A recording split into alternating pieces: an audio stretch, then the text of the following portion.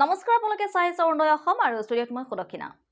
সৰুৰে পৰাই চৰকাৰী অসমীয়া মাধ্যমৰ বিদ্যালয়ত পঢ়ি সাফল্য লাভ কৰিলে মংগলদৈৰ অভিলাষ দাসে। সদ্য ঘোষিত অসম লোকসেৱা আয়োগৰ পৰীক্ষাত ৩৯ সংখ্যক স্থান লাভ কৰি মংগলদৈলৈ গৌৰৱ কঢ়িয়াই আনিলে মংগলদৈৰ অভিলাষে।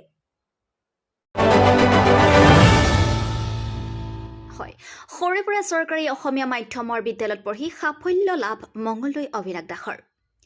ACS পৰীক্ষাত উত্তীৰ্ণ হোৱাৰ পিছতেই আনন্দমুখৰ পৰিৱেশ বিৰাজ কৰিছে ঘৰখনত। চৰকাৰখনক কৃতজ্ঞতা জনালে অভিলাষ দাসৰ লগতে পৰিয়ালবৰ্গই।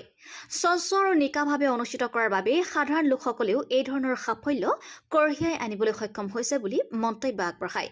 উল্লেখ্য যে অভিলাষ দাসে সৰুৰে পৰাই চৰকাৰী বিদ্যালয়ত অধ্যয়ন কৰিছিল আৰু এইবাৰ সদ্য ঘোষিত অসম লোকসেৱা আয়োগৰ চূড়ান্ত পৰীক্ষাত ৩৯ সংখ্যক স্থান লাভ কৰি সাফল্য লাভ কৰিলে মংগলদৈৰ অভিলাষ দাসে। News desk report, Arunodoy Assam. ভালে আৰু কষ্ট, বহুত দিনৰ কষ্টৰ পিছত সফল হৈছোঁ, ভালে লাগিছে। কিমান ৰেংক? ACS 39 rank, 39। প্ৰিপাৰেশ্যনটো কৰিবলৈ হ'লে ফ'কাছ হ'ব লাগিব, ধৈৰ্য বহুত লাগে, কষ্ট কৰিব লাগিব আৰু পঢ়া শুনাটো খুব প্ৰফেচনেল এপ্ৰ'চ লৈ পেলাই কৰিব লাগিব।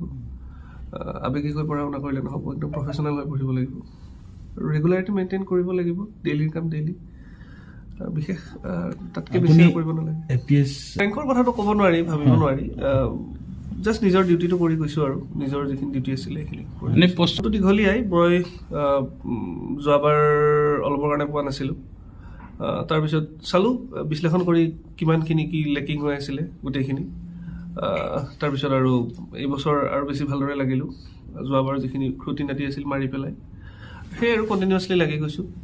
ভৱিষ্যত সেই আৰু নিজৰ ৰুটটো পাহৰি যাব নালাগে, ক'ৰটো পাহৰি যাব নালাগে আৰু পঢ়া শুনাৰ ক্ষেত্ৰত একাণপতীয়া হৈ পঢ়া শুনা কৰিলেই হ'ল। সেয়াই। ছ'চিয়েল মিডিয়া মানে ছ'চিয়েল মিডিয়া ডাবল এজড ছৰ্ডৰ নিচিনা।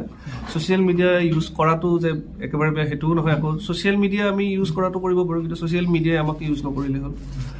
গতিকে কণ্ট্ৰলটো ৰখাটো নিশ্চয় জৰুৰী। মই নিজেও ইউজ কৰিছিলোঁ, নিজে ইউজ কৰোঁ, কিন্তু নিজে কণ্ট্ৰল কৰোঁ, তাত সি মোক কণ্ট্ৰল নকৰে। ৰেংকৰ কথাটো তেনেকৈ ভবা নাযায়, বাছ নিজৰ ডিউটিখিনি কৰি গৈছোঁ আৰু ফলাফলটো আৰু আল্টিমেটলি লাষ্টত এটা নহয় এটা টাইমত হৈ যায়। প্ৰায় পপুলাৰে হৈছে, সি সংগীত লিখে আৰু তাৰ বন্ধুৰ হতুৱাই গোৱাই কেইবাটাও গীত তেনেকৈ গাইছে আৰু এইবিলাক ক্ষেত্ৰত সি বেছি ব্যস্ত থাকে। কিন্তু তাৰ মাজতে মই তাক এটাই ধন্যবাদ দিছোঁ, তাৰ যিটো মানে গ'ল, যিটো ডেষ্টিনেশ্যন, সেইটো সি কোনোদিন পাহৰি যোৱা নাই।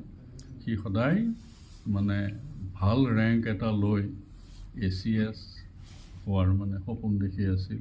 যোৱাবাৰ অকণমানৰ কাৰণে নাপালে, এইবাৰ যথেষ্ট কষ্ট কৰিছে আৰু আপোনালোকে শুনি আচৰিত হ'ব, সি ইতিমধ্যে নেক্সট ইয়েৰৰ কাৰণে সি প্ৰিপাৰেশ্যন কৰি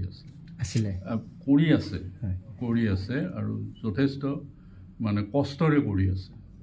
গতিকে সি আৰু আপোনালোকে জানি আচৰিত হ'ব, DC অফিচ, মংগলদৈৰ DC অফিচত সি এটা সুন্দৰ চাকৰি পাইছিল।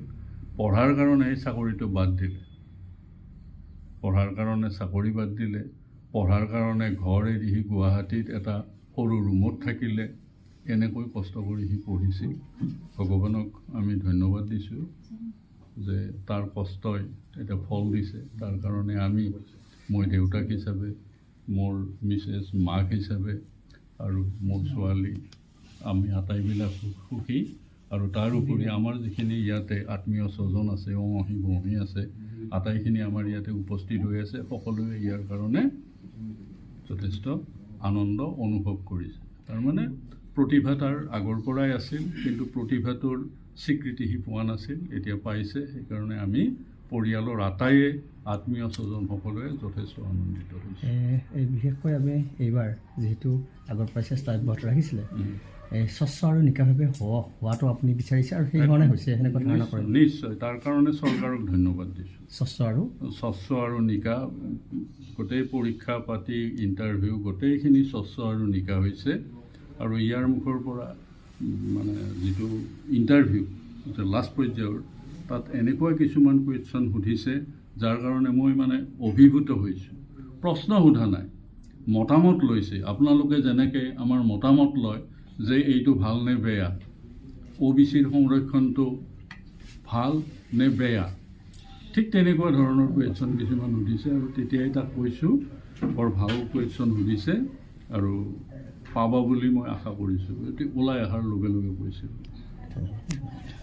মানে ACS ন ACS মানে সেইটো প্ৰিপেয়াৰ কৰি আছিলে, তাৰ মাজতে আপুনি আপোনাৰ দাতাই কৈছে যে আপুনি গল্প লিখে বা বিভিন্ন ধৰণৰ কাম কাজত আছিলে, প্ৰভাৱ পৰিছিলে নেকি তেনে ক্ষেত্ৰত কিবা? নাই সেইটো এটা মাইণ্ড ৰিফ্ৰেছ কৰি ৰখাৰ এটা উপায়। আৰু সকলো ধৰক মই ক'লোৱে যে পঢ়া শুনাৰ প্ৰিপেৰেশ্যনটো এটা কমপ্লিটলি প্ৰফেচনেল ছাইড। যদি ভালদৰে প্ৰিপেয়াৰ কৰিম বুলি ভাবে প্ৰফেচনেলি প্ৰিপেয়াৰ কৰিব লাগিব, যেন ক'ৰবাত চাকৰি কৰি আছোঁ, ঠিক তেনেদৰে পঢ়া শুনাৰ প্ৰিপাৰেশ্যনটো কৰিব লাগিব বুলি মই ভাবোঁ। তাৰ বাহিৰেও আজৰি সময়ত নিজকে নিজে বিজি ৰাখিবলৈ বা মাইণ্ড ৰিফ্ৰেছ কৰিবৰ কাৰণে যি কৰা যায়, চবৰে বেলেগ বেলেগ উপায় থাকে। মই ধৰক কেতিয়াবা লিখা মেলা কৰা হয় বা কিবা কৰা হয়, চ' সেইটো এটা বেলেগ ছাইড আৰু এইটো আল্টিমেট গ'ল, গতিকে ইয়াত লক্ষ্যটো ৰাখিছিলোঁ। নাই